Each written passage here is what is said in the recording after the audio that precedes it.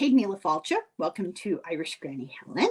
And I am thrilled to invite my guest finally, Jeff Bailey of Arrow, ask, back, words, WORDS. very clever, but I knew I would wreck it if I tried to say it.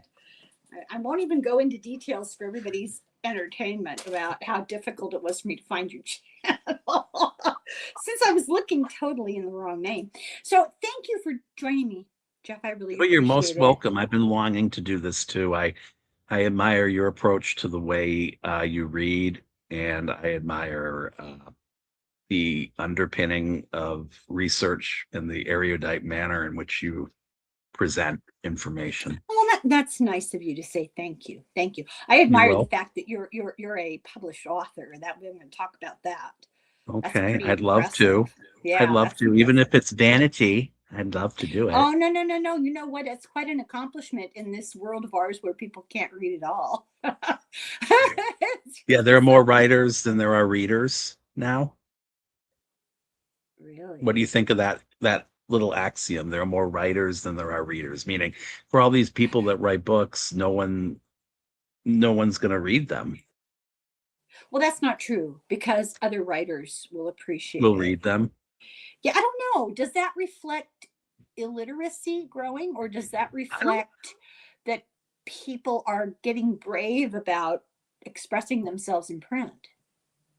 it could have the content can take many forms. I've always believed that. So it could mean an opening that wasn't there before, for different mediums, that where if people don't really want to read, they can listen, or they can, Hmm. you know what I mean?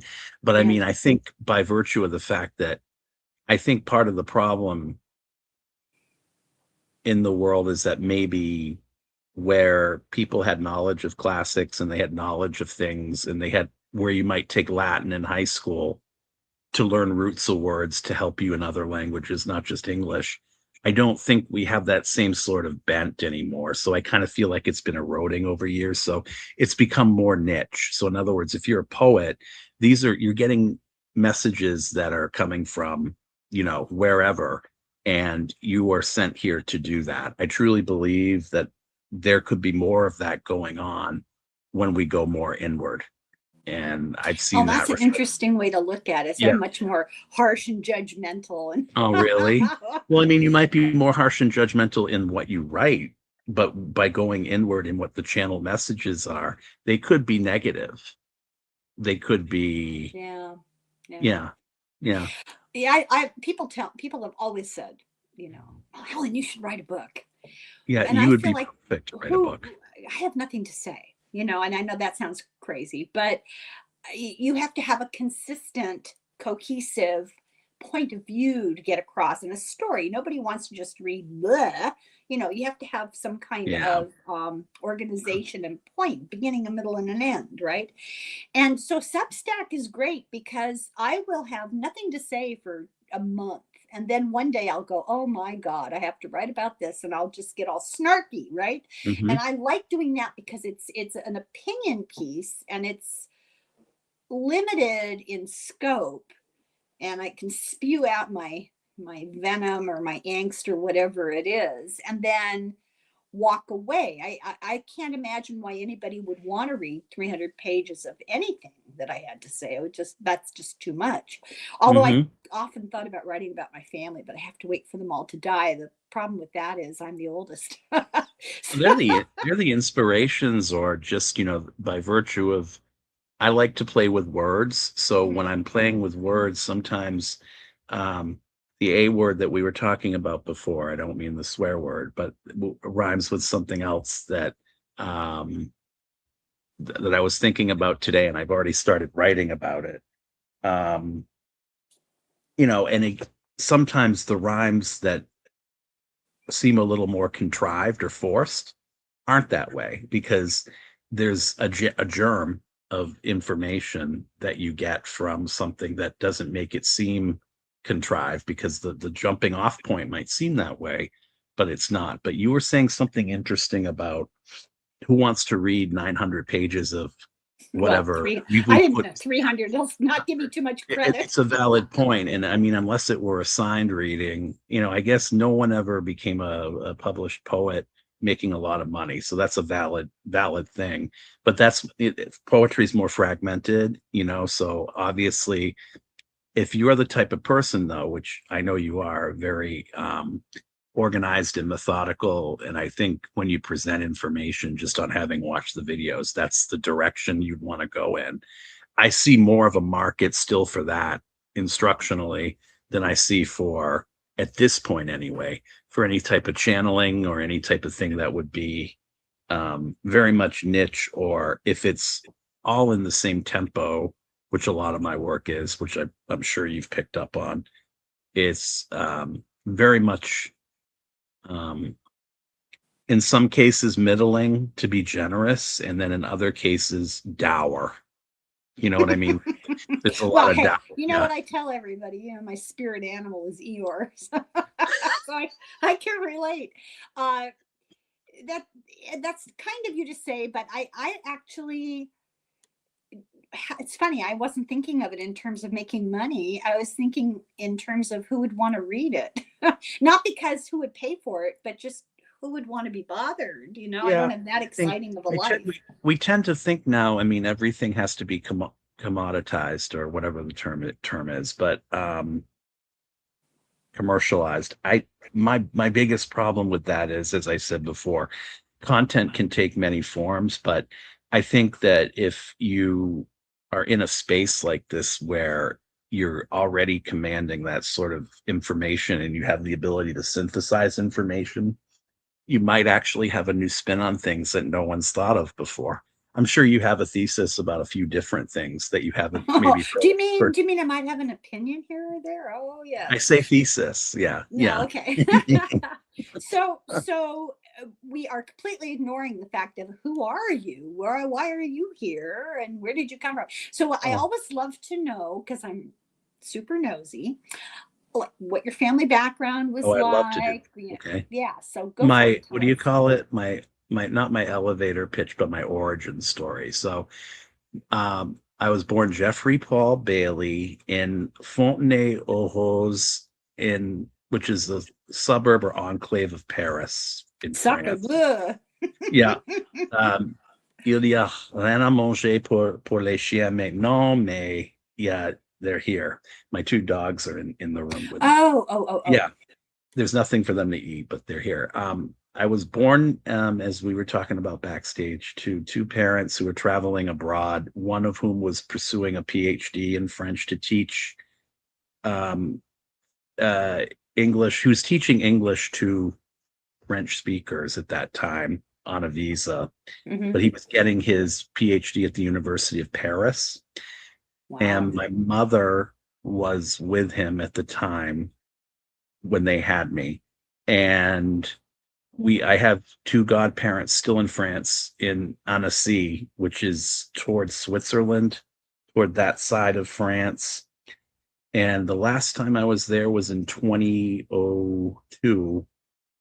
Tulipar. Yeah, Oh. Je suis très jalouse. Does that right? Did yeah, I get that right? Yeah. Yeah. yes, and it's the right gender too.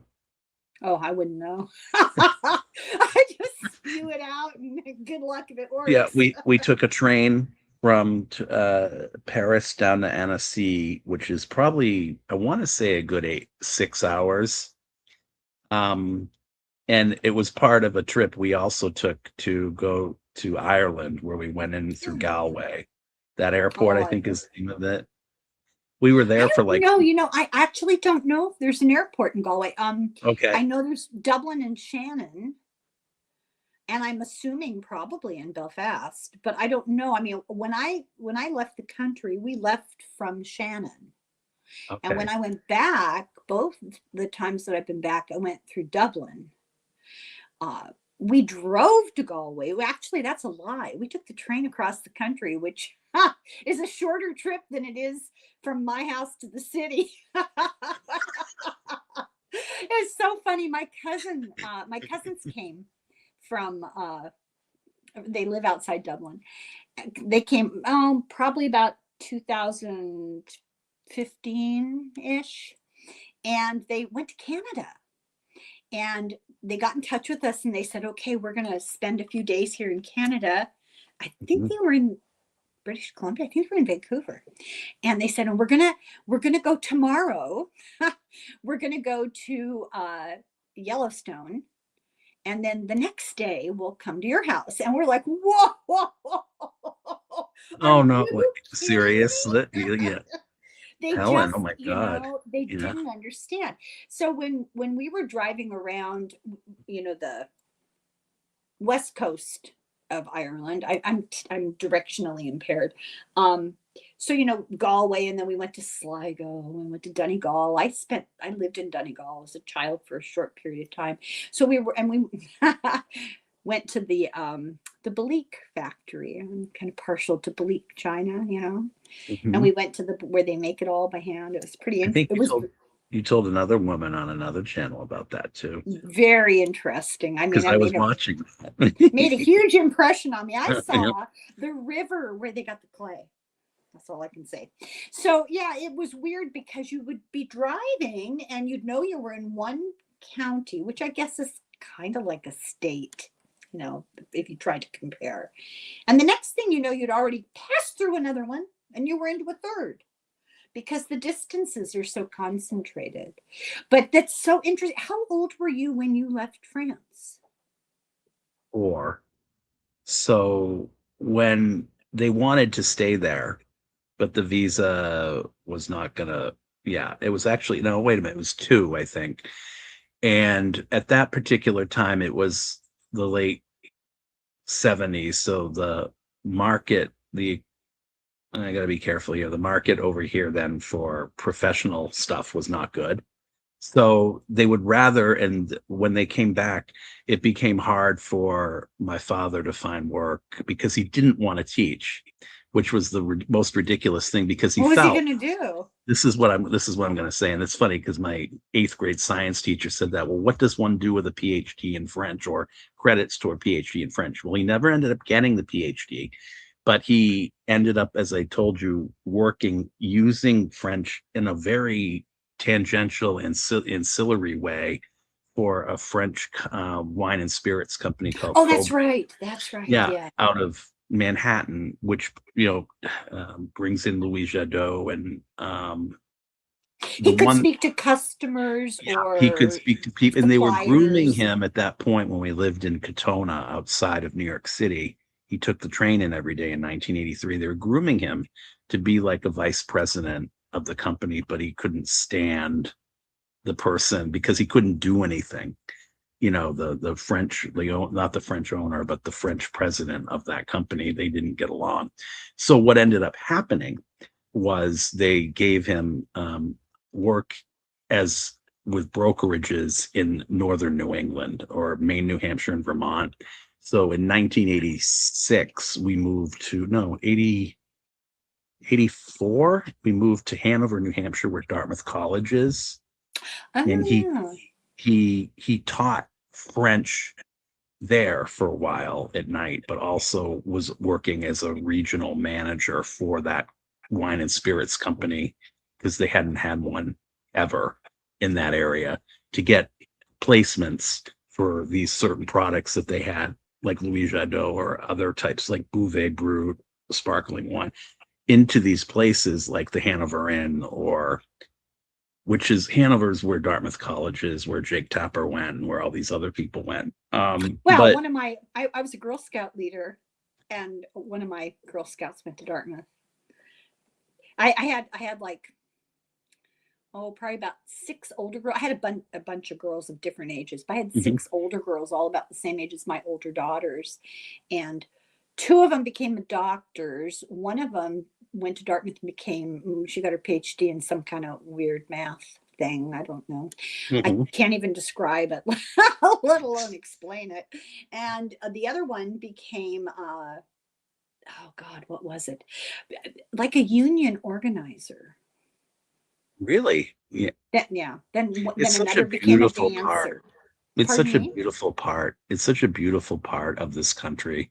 just that Dartmouth? little area. But yeah, but it has its problems that permeate the school systems, because when we got up there, they're in their own little milieu, if you will, and they have sort of out there ideas about how they teach, in the sense that most of the people that live in there, and I wasn't one of them, they had parents who were doctors, who were highly paid professionals, who were lawyers, who were professorial types, who were, so the type of education was inflected with at a very earlier age, which was fine.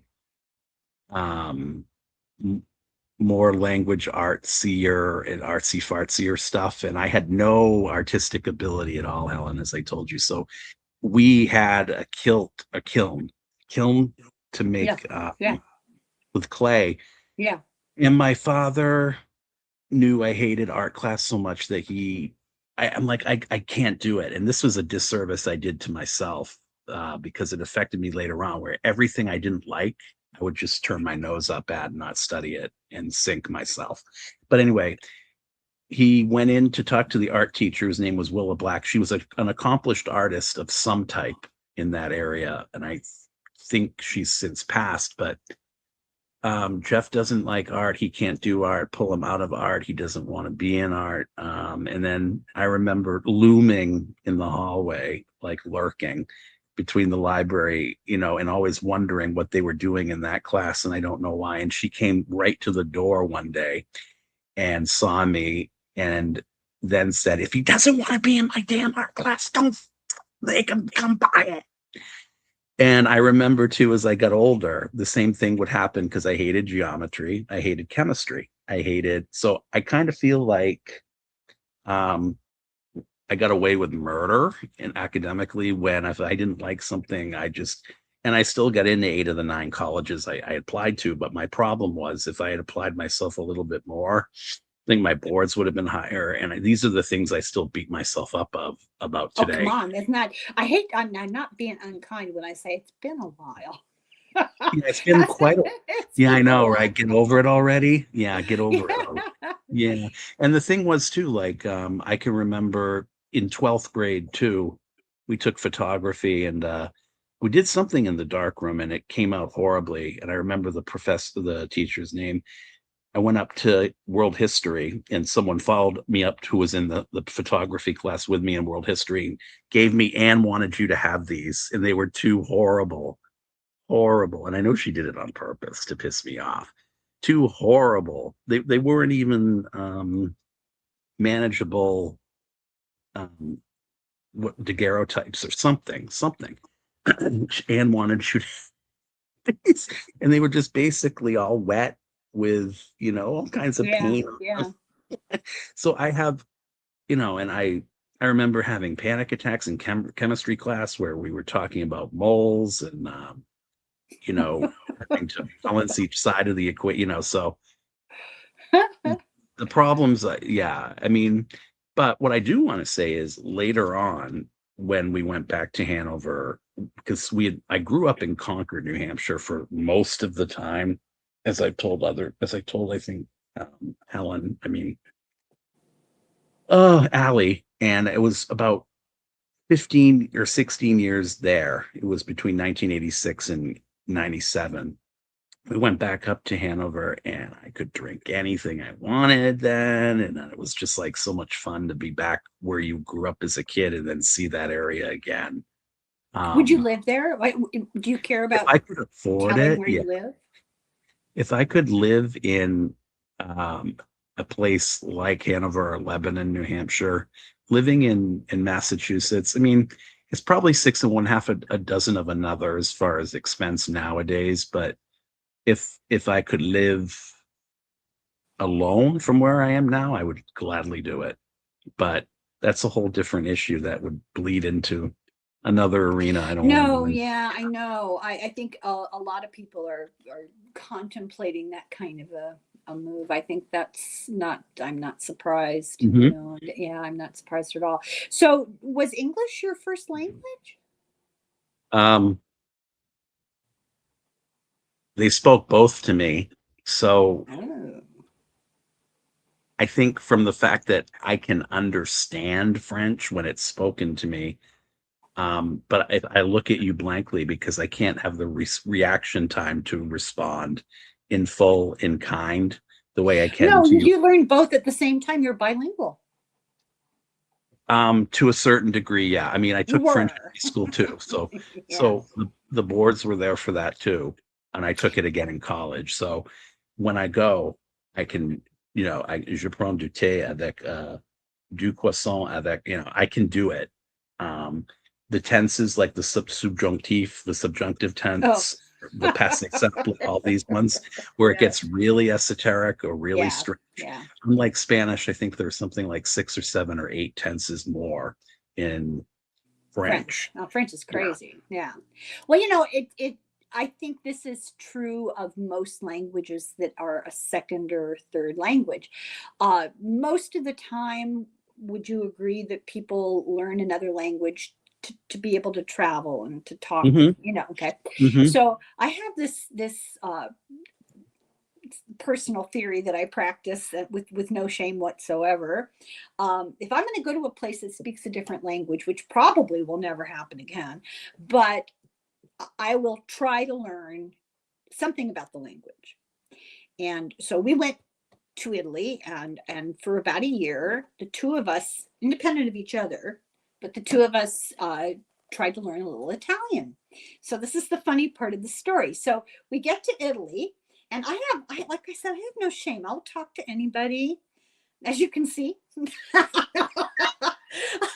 Present company excluded, No, right? I'm Yeah. not. Yeah, I mean, I'm not embarrassed to make mistakes in language, because what's the big deal? They're not Mhm. irreparable, right? So, in fact, I have a neighbor who's French, and every time I see him, bonjour, I could just see him dying a thousand deaths, because Mhm. they could be a little snooty No, about they can be with the something. accent, and I remember Yeah, even yeah, the and I'm sure mine is Algerian waiter. horrible. Yeah, yeah. My The French they can teacher, tell you're American. They can tell you're oh, American. oui. Yeah. Ma To yeah. professeur était à Oklahoma. So, And they anyway, can tell too with the Canadian French because some of the French over oh, there will look down on the dialect, yeah, Canadian French as pig French. yeah, it's dialect. Yeah. So we get to Italy, and I'm just like, go for it. What can it harm it? And inherently, having been approached by foreigners in the United States visiting, and who have spoken to me in another language or tried to speak English and it's broken English, I love it. I mean, I would never look down my nose at that, right? So I just assume it's reciprocal. Mhm. So I start to try to speak French, and I get a few basic little stupid things out, and then I'd just be at a loss. But something would pop out, and it would either be French instead of Italian. I didn't know I still remembered that, but I guess I did. Or even better, Latin. And in Italy, that was hilarious, because I could think of something that would come out, it would be Latin, and they'd look at me because, that sounds familiar, but that's not quite right. And that you could see them think about it for a second, and then they go, oh, and they'd start to laugh. But guess That is what? funny. Yeah. We could communicate, and really that's what it's all about, right? So when you went to school in the United States. Mhm. Were you tempted to speak French around other children? I mean, was that like a party trick? Um, I think what had happened is kindergarten, they made a concerted effort to start me earlier. And I think because my parents spoke English very well, it wasn't a problem. But when I did speak it, and I would speak it, in reaction out of anger to another child or something like that, I would get in trouble. I would, Oh, that's yeah, like, what are you terrible. saying? You know, tu Well, es un my cochon, you're a pig, like try to take when they my, wouldn't yeah, know what that meant yeah, anyway. So and je m'en fiche, or like I don't care, or j'en ai marre, or all these things are as I get older, que vous alliez to their foutre, and using the subjunctive. Using the subjunctive tense me, you go fuck yourself. Oh, so did kids think you were weird when you did that? Oh yeah, I Yeah. was accused of being a German exchange student once, and this was in high school. How offensive. No. I was accused of being a German exchange student. I don't know where it came from. Because it was a Yeah. foreign language and Americans hardly speak English. I mean, we could barely get English out, let alone a foreign language. Mm-hmm. My mother, my parents were both fluent in Irish. It was taught very aggressively, but where both of them came from. And my mother, her family moved to that area when she was probably about maybe 5 or 6. Mm-hmm. And just to give you an idea of how prehistoric the treatment of children was, they roped off a section of the playground like a cage and kept her there until she learned Irish. Which I hear that's stories an just when I'm effective on the phone method. with people, yeah, at work, and they tell me these things. They're about, the age bracket you're in, and I'm just like, really? This happened? My father was left-handed, Yeah. and in Ireland in those days they started. So this would have been the early Yeah, to mid a story like 30s. that just happened to me on Friday, where she told me I was left-handed and blah blah blah blah, and I Oh, got they tied him. He was 4 years old. They tied his left hand behind his in back school. until he knew how. Yeah. And I'm like, no, that didn't happen. Oh, yes, it It just did. Yeah. happened, yeah. Yeah. Yeah. And I said to the woman on the phone, I said, Is that really rare? Is it because there are so few left-handed people?" She goes, "That's bullshit." She's like about Well, 73. She's like, well, there aren't that many few left-handed people. You know what I mean? the angel is on your right shoulder and the devil is All that, whispering in your left ear, and left-handed people are all inherently more that. evil. Mhm. No, really, they believed that Really? in the Middle Ages. Like last year in Ireland. No offense, everybody. Little joke. That's another show right We there, could talk right? about where I live. You want We to have talk to tell about you. medieval. So anyway, you came from these people that obviously were kind of eggheads. So Yeah. when did this psychic stuff come out? Is that inherent in your family, or? Um, my father always was a heavy drinker. And one of the things, he would get philosophical or miserable to the point where he would come out with stuff that kind of foretold certain things happening. Like, he told me in the 80s that Social Security would be dead by the time. So when with all this, again, uh, it's not really news to me. Yeah, He no, I just hear didn't you. see it being there. And he also said too, I don't want us to be taken over by uh, R or by C you know, over near you. Oh, So those countries. yeah, You could say. and but he always had an ability where when he didn't believe, like after Tiananmen Square, that was the end of it. Let's just put it that way. He didn't believe when he would watch that on the news at night after, and sometimes 4 bottles of wine, because he would have been out drinking before, because it's like when you work in a department store, you have to have perfume samples, right? Well, you have to taste everything that you're I forgot he you worked know what around I mean? alcohol. Yeah. So, yeah, and he wasn't psychic, but there were things that he believed, and he died in 2022, that he was a boomer, but he didn't really feel as he got older too, they were getting confirmed, because he felt that the clamps were tightening as far as on a certain When he said that he group of didn't believe people. that was the end of it, did he mean the end of resistance or the end of the oppression part? No, he meant oppression was still Okay. coming, because he felt the financial oppression too. I mean, I feel yeah. obligated to speak up in defense of boomers. There is a great misunderstanding about what it means to be a boomer. It is really true that we were the last age group to benefit from the crumbs from the rich man's table. And believe me, Mhm. I didn't really know anybody I don't know anybody in my age group who had anything handed to them. Everybody that I know, and it may be because of my demographic, but everybody that I knew, including my husband, who came from today would be considered well off, but just a middle class family. We all worked. We all had jobs. We worked after school. We worked weekends. There is There this was no impression. sitting around making TikToks. Well, yeah, there's this impression that you guys had it easier in the sense No. that you didn't, but my mother would tell a different story. I mean, every summer she was working, and she got to go to University of Vermont for free because her father was an accountant there. So, even though the costs were low then, and even though she could do it, and she went to University of Wisconsin and get her master's, and they sent her twice because she failed it the first time.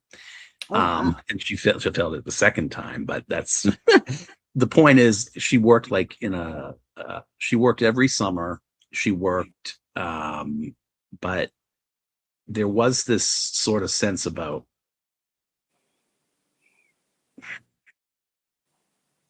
I guess we don't want our lives to be like our parents' lives in terms of social order. Yeah. You know what I mean? But No, yeah, we you guys want to be weren't more lazy. You enlightened guys and weren't advanced. lazy. Yeah. Yeah. But the sense was that you guys did get the scraps, but those were the scraps, from FDR and all those people that had those things in before and this is part of the thing what I was telling you backstage about the 70s here, where things were becoming, there was a glut of people with college degrees in the 80s. That's when it started to be. So you had to get one. So my parents felt I had to go to college. And then, of course, because of that, then, the costs were getting out of control. Oh, yeah. They saw how they could limit people who were educated. Right. Because they're a problem, right? And then, Go ahead. there were a glut of degrees in higher, like in masters and then in PhD. So where did it end? And then now it's so, I mean, basically it's ridiculous. Yeah. It's going to collapse on itself. Yeah. There's it's definitely a process. I think there's not like a boundary, and you can say before this date everybody had a great, and after this date it was really hard. It's not like that. There was a process, and it depended very much where you started out.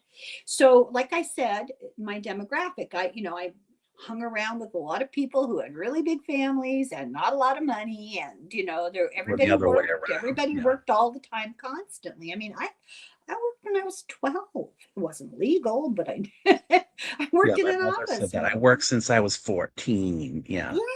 Yeah. I never had anything handed to me. And in fact, yes, we came in right at the tail end of being able to buy a house. That would never happen today. I mean, my own children, I see that. And there's a difference between the oldest one and the youngest one.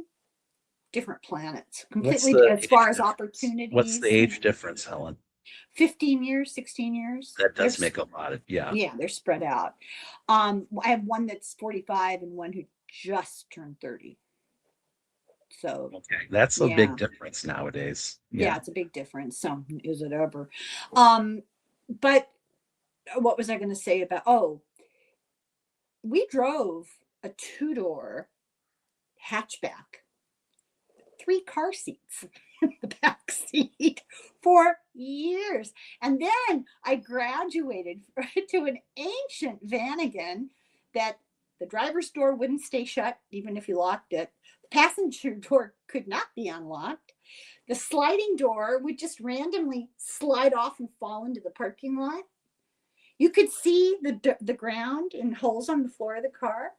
And the accelerator was held on by a bungee cord. I drove that for almost 30 years. So that was our good car.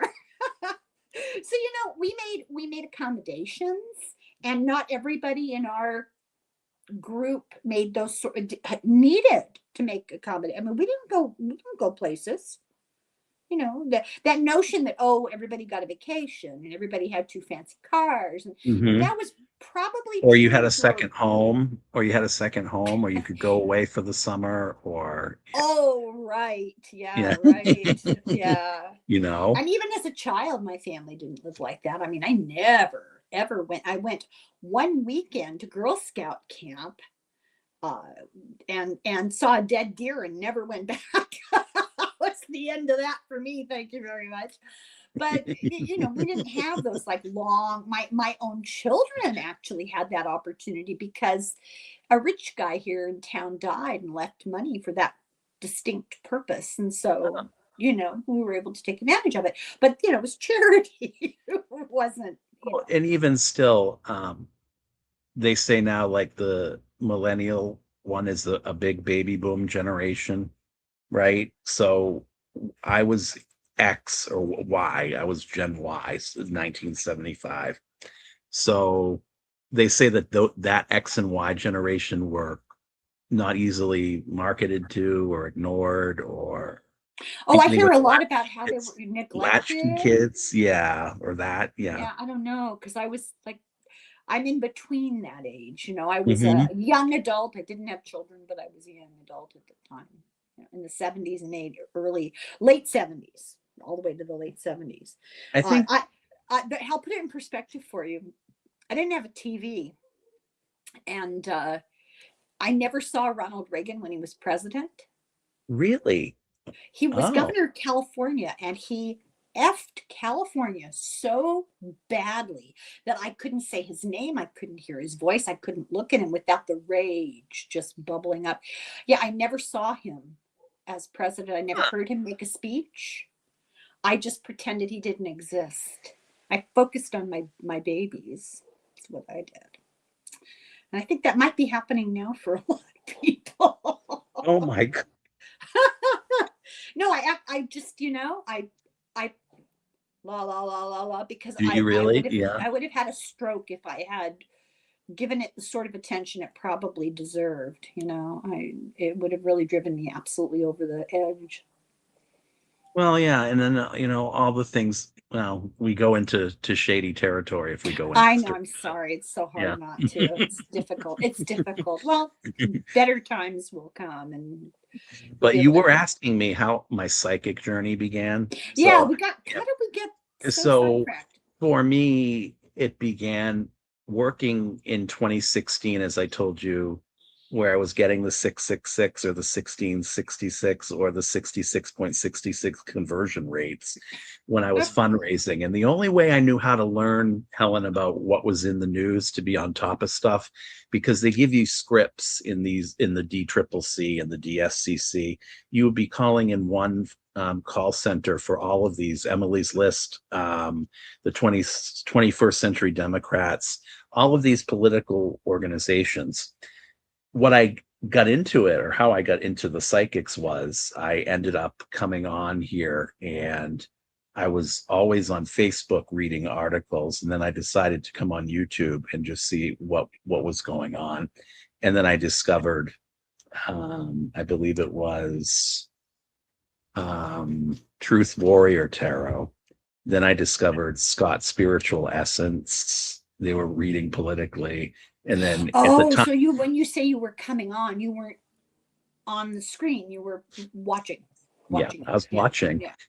And it wasn't until um, I want to say 2023, really, where I felt comfortable enough in my own abilities to where I could ask questions and get answers with cards, to where I felt comfortable enough with my knowledge of the tarot. So one of the first big things that I predicted a month before, but my divination technique is different, because I will ask the question in the context of something gloomy. If you go back and look at this, because I was getting, the AP type of energy. And then so I read something where, and I've got it time stamped. It was a month before it happened, before Israel went in or was invaded. And I looked at the camera and I said, just based on the Lenormand cards, is Israel going to get attacked? And then I woke up one morning. I turned on the news, October 7th, like, holy shit, there is something to this. There is So it something. wasn't in your family, except your father when he was in I his don't think it cups, was but in my that's a little family. bit, I yeah. believe it's something we're all born with. I Yeah. believe that you have to develop it. I do believe that there are, and this is one thing I want to talk to you about too, because I think it's there. Deja vu. Do you Mhm. believe in that as a psychic phenomenon? Yeah, well, I think it's probably more related to time, but that's all a part and parcel I of the mean, same the thing. fact Yeah. that, like, I mean, I had a I was telling Denise this. I had yesterday in her live, a premonitory dream when I was 4 of being in a self-driving car and trying to hide behind the accelerator while it was driving itself. But that was when I was 4. So, I mean, I think we all have these things, but we can't recall them. I believe when I get very sick and I have a cold, I always have this dream that I'm a fish in the sea being eaten by a shark. So I have this belief I'm a shark. I mean, a fish in a former life. But you Well, know, isn't that I think it more biological terms, your is that what immune it is? system attacking. Well, no, I don't know, I but mean, I that's what was it in makes eighth me think of. grade. It was happening more when I was at that age. But I think, and then this is another thing I want to point out because it kind of cross plugs one of my books. There's the new book I have out, Word of Mouth. In the initial manuscript, and I think I have it here somewhere, the 47th book ended up being about someone. Oh, that's interesting. That was That's very interesting. once the manuscript was done, and I did a video on it. I said, yeah. Yeah. So what I use are signs. I believe in signs. I believe that once I started listening to them or made a concerted effort, they started appearing to me. Mhm. You Yeah, know what no, I'm I think that's, yeah. I don't have any I don't doubt that for a minute. I think that that kind of communication, all sorts of synchronicities and omens and dreams, all of those things are there because what you're doing is you're tuning in to the what Stefan Schwartz calls the information in the field, the saying? ether, the energy around us, past, present, and future. It's all there. And some people can activate their ability, like remote viewers, and they can intentionally plug into it. I think psychics are just more wired wired in such a way that they can receive and sometimes send Hmm. information that way. And it's Hmm. not an issue of sending because distance has no meaning. Time and distance really have no meaning. We're connected to everything all the time, everywhere, connected to Hmm. everyone, Yeah. everywhere. And what's funny about it too is within that same book, I have a second poem about him. So it didn't land in the 47th spot. Actually, no, wait a minute. This is only the only one I had about him in that book. I had written another one.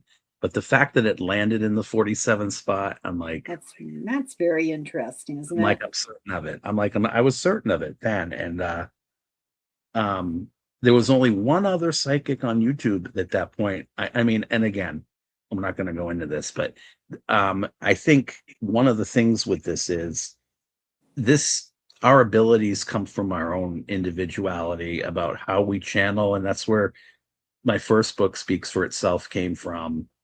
um, and then Some Good Writ was more about my dad. About 70% of it I came home and wrote when he had pancreatic cancer and was gone in like 2 weeks from the diagnosis, and I knew he was either hiding it from me because he said he had a UTI in January. He went back Oh, in February for something else. I think, although I'll never know, and this bothers me, that he was hiding it. So some of the he might undercurrent, not have known himself, really.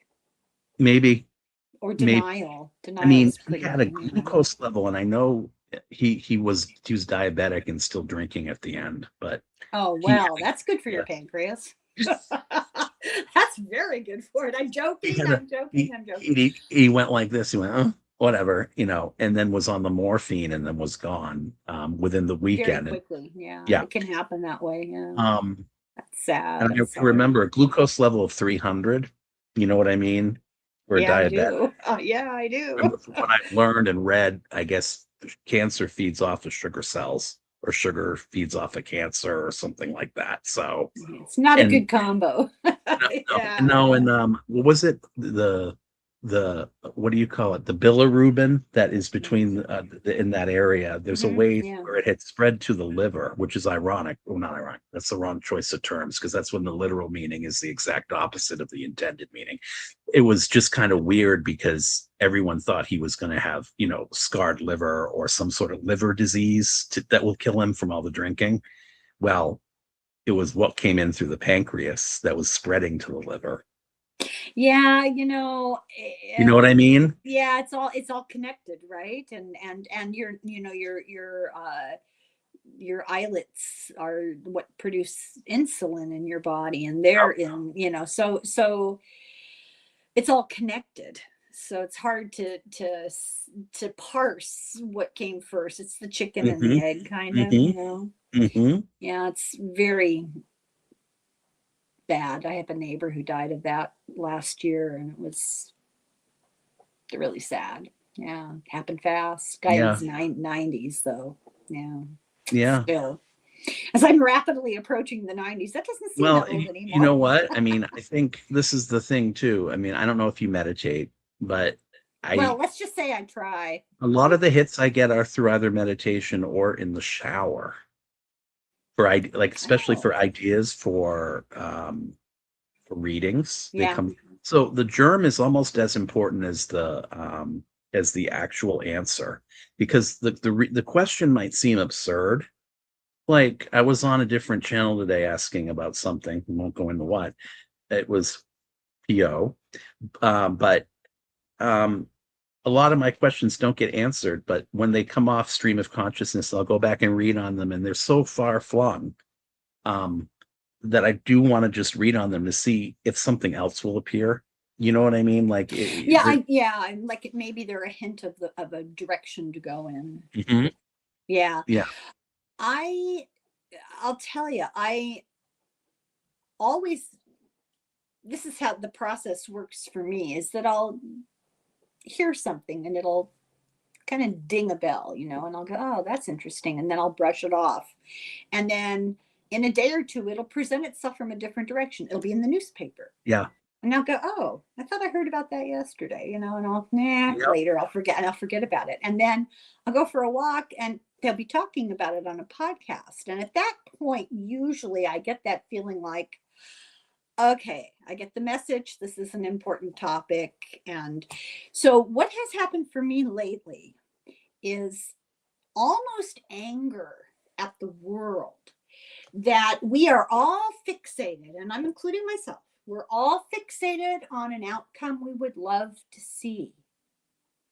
And we're allowing the minutia of that situation to distract us from what we should really be thinking about. Mm-hmm. Oh, And I I wholeheartedly agree.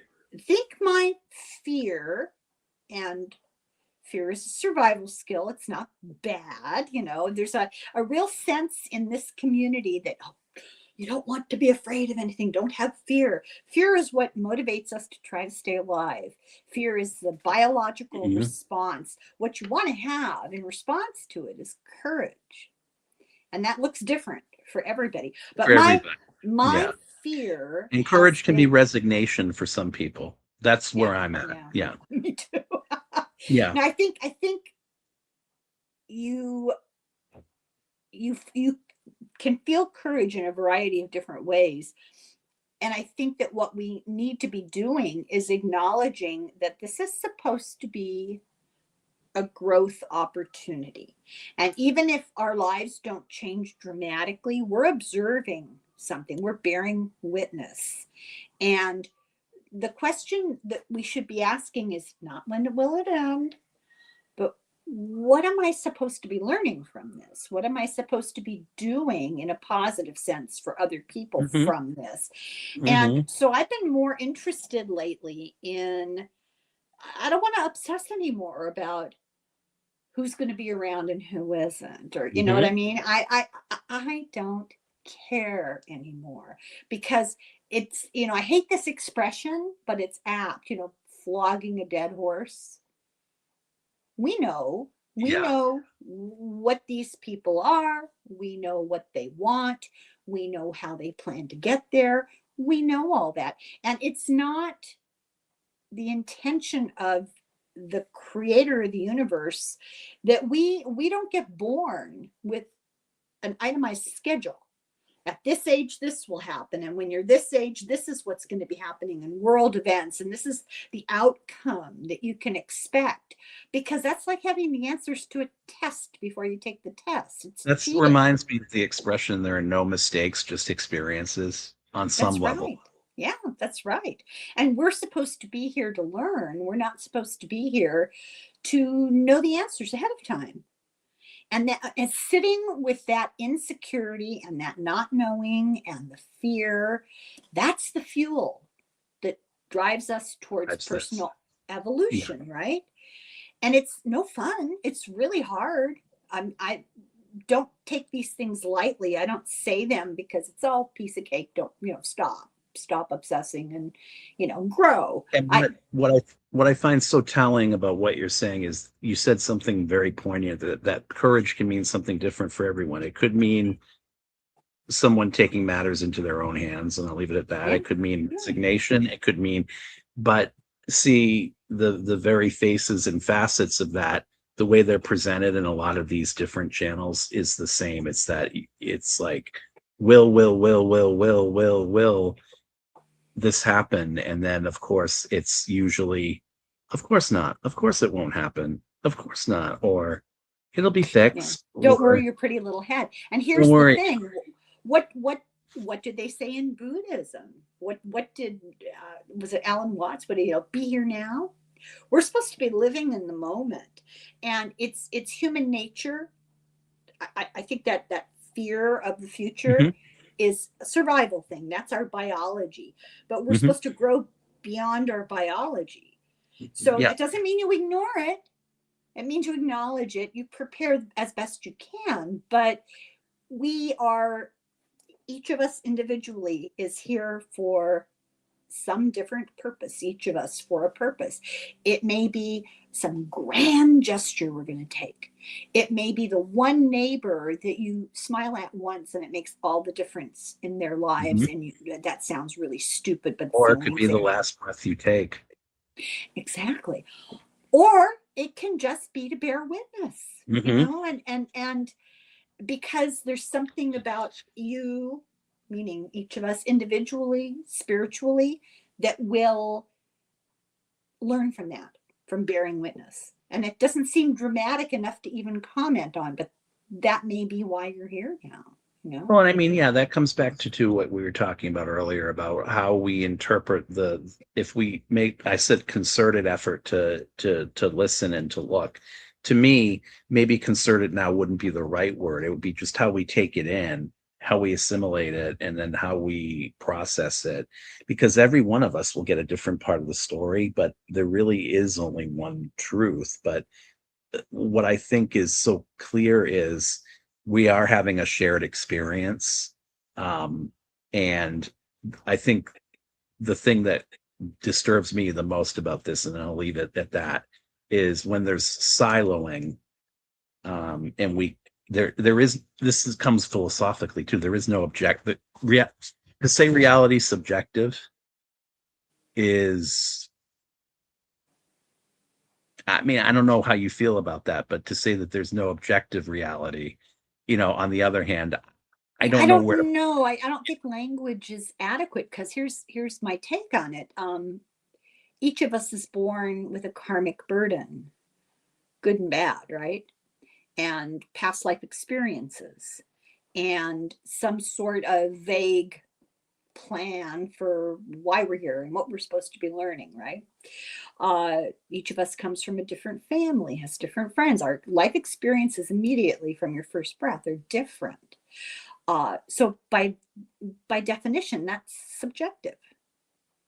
And I think some of what that siloing I'm talking about is kind of coming to that point, that's what we're trying to figure out here.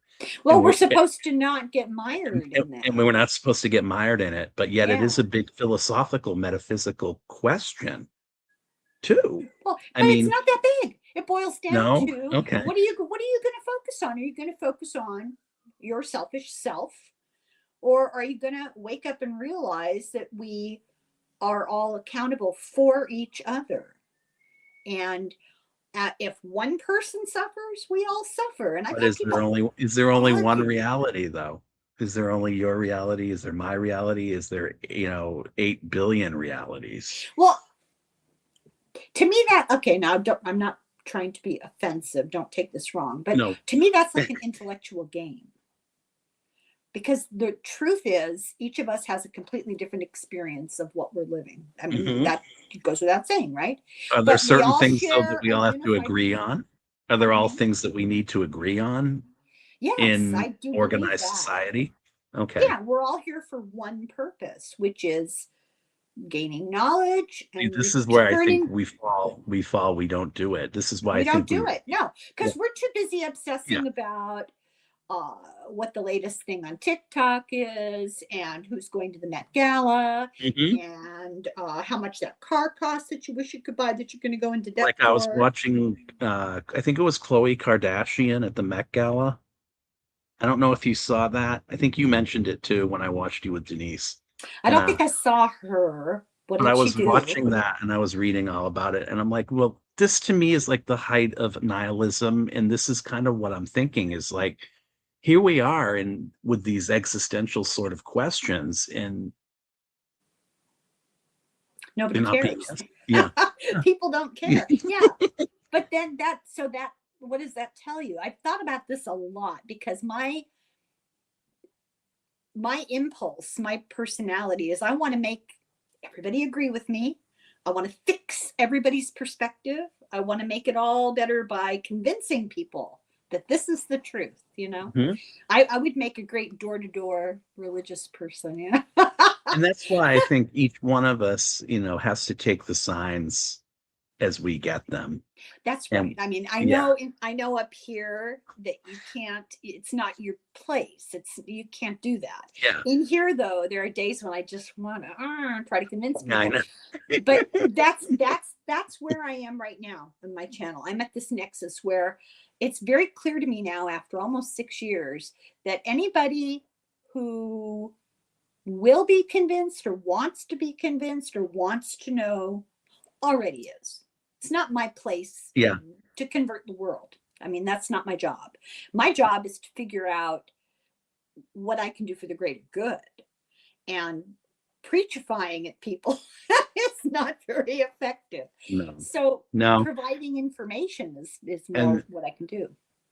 yeah, and that's why we go through different iterations of humanity. I mean, I don't know if you believe in Lemuria. I don't know if you believe in Atlantis. I don't know. I don't even know if they existed.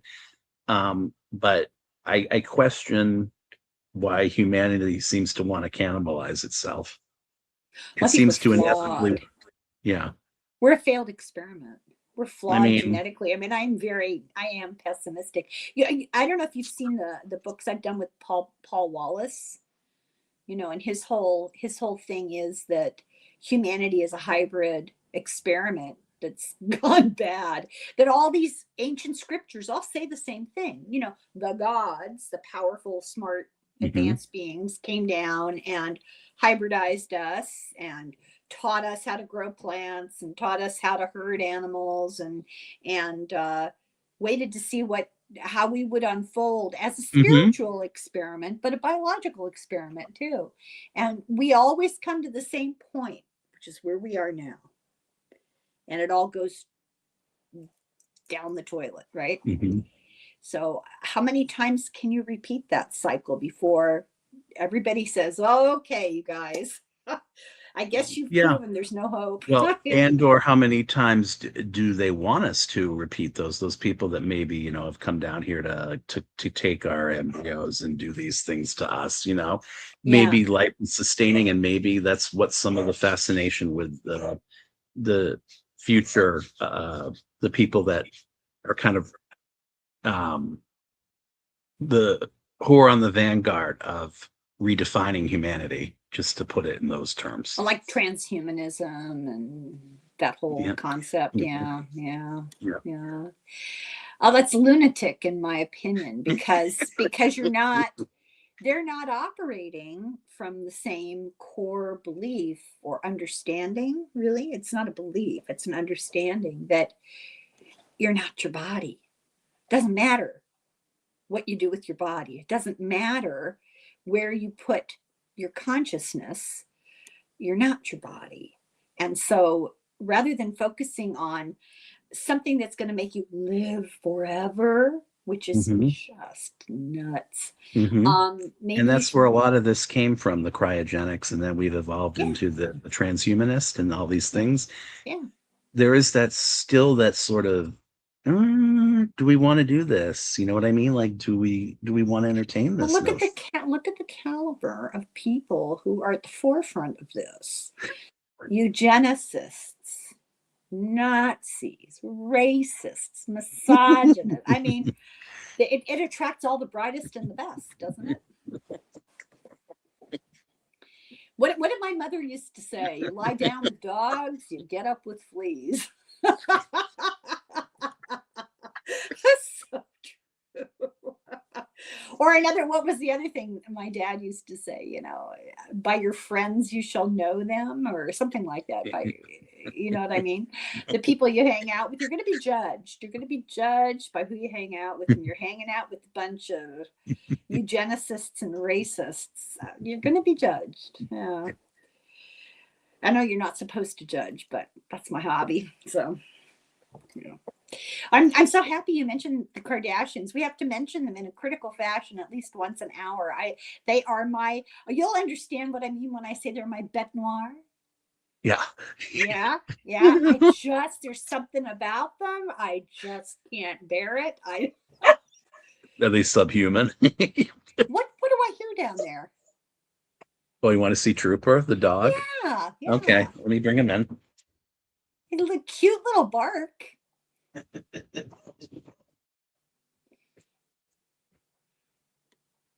I'm trying to look around the corner. I am never going to learn that this is a non-moving camera. I'm trying to follow you around the corner. Oh, is he a Sheltie? Yep. My husband had Shelties. He's so into Shelties. They're very cute. Yeah. So cute. Want to see Helen? Huh? Of course he does. Teooper. Rhetorical question. Teooper, come here, baby. How old is he? Teooper is 7, I think. That's kind of early middle age for a small Yeah, we dog. got him in Maine. He was our other one, Braden. They all kind of had Irish names. My father was mainly Irish. They go back to Cork. They came during the I potato have a famine. cousin in Cork. Do you? Well, I have a cousin everywhere. So they tried to name like, Family. and whenever you say you're Camille Falcha, we have Mhm. that same, and I posted it in my community page. We Oh, have did you? that. Yeah. And Did the you see dog is, how YouTube does it in the captions? yeah. I Oh, was it's like, oh, hilarious. there he is. People ask me, what do you say? That's hilarious. But we had a cat called Banshee. Teooper, say hi. Teooper. Trooper. Yeah, hi. Oh, so cute. Very, very cute. You good boy. I'm partial to Yorkies. I had the great good fortune of getting a Yorkie puppy who was like the reject, which is why I was able to get her. The breeder didn't want her. She was 4 months Wow. old and they couldn't find a home for her. And her parents are champions. And here's where you write and you pay the money and you sign her up to make her like an official, was it kennel club, whatever. Mm-hmm. Why would I waste my money doing that? That's so stupid. Speaking Well, of I mean, eugenics. too, is some of the stuff with that is some of them are raised for that sort of thing. You know what I mean? Like, She was like this reject. was she like hell bent on that? Yeah. Yeah, this woman, that was her big thing. Yeah. But this little dog was too big. They were breeding for small. Now she was tiny, but she was too big for what their purpose was. Her coat, you know, if you watch the national kennel thing, the Yorkies always have these long, silky, kind of silvery gray Yes. coats. And there's, yeah. And yeah, hers was like cottony and brown and black, and she was purebred, and you know, but somehow or other she got all the wrong genetics. And so I said, yeah, I'll take her, you know, why not? And she lived to be 18, which Whoa. is See, now for a really, dog, that's really exceptional. because Yeah. she was spoiled rotten. But you Yeah. know, yeah, her name was Ursula, little bear in Latin, because she looked like a little bear. She's like, Oh. she's so cute. I know, it's very sad. Yeah. At one point a few years ago, and I'm talking like 3, 4 years ago, we had 6 dogs, and 4 of them were on the way out. Oh, Like Helen. the Oh my God. collective ages was about 500 years old. And shortly, within a time span of about 18 months, 4 of them died of old age, and she was one of them. Yeah. So sad. And then my neighbor died, and I got her dog, so I guess it comes full circle. No, it's karmic. Yeah. Yeah, it was really sad. You know, she just lives across the street, and she retired. Here she was, a single mother, raised her kids all by herself, was pretty successful in her career, and retired. She had this little house that she had bought and rented out, and it was her retirement home. So she moved into her retirement home, and what's the first thing she did was she got a puppy, and immediately got cancer. Oh. And it was during you know, lockdown. And Oh. right before it broke out, I told her, well, you know, she wasn't feeling well. You know, I'm walking my dogs every day anyway. I can hold another leash. It's going to be no skin off my nose. I'll take your dog with me, right? So I took the puppy with me. And then the lockdown, and she was at that point, oh, are you leaving?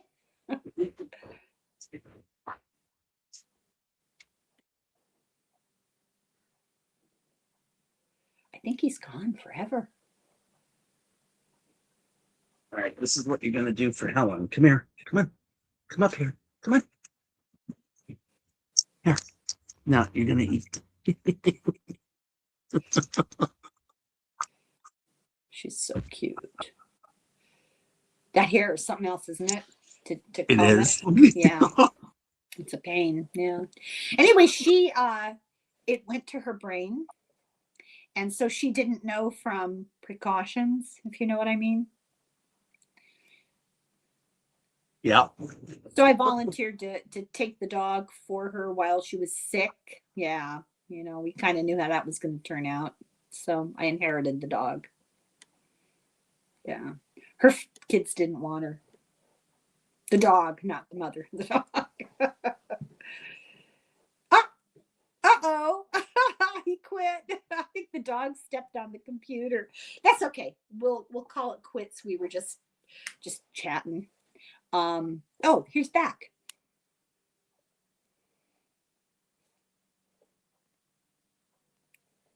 I was making your excuses. Oh, no sound. No sound. I gave No him a sound. treat, Helen. It wasn't enough. Still? I can't hear you. Can you hear me? I can hear you. Can you hear me? Yeah, let me see. Hold Okay. on. I'm going to say goodbye. Sign language. I'm going to say bye-bye.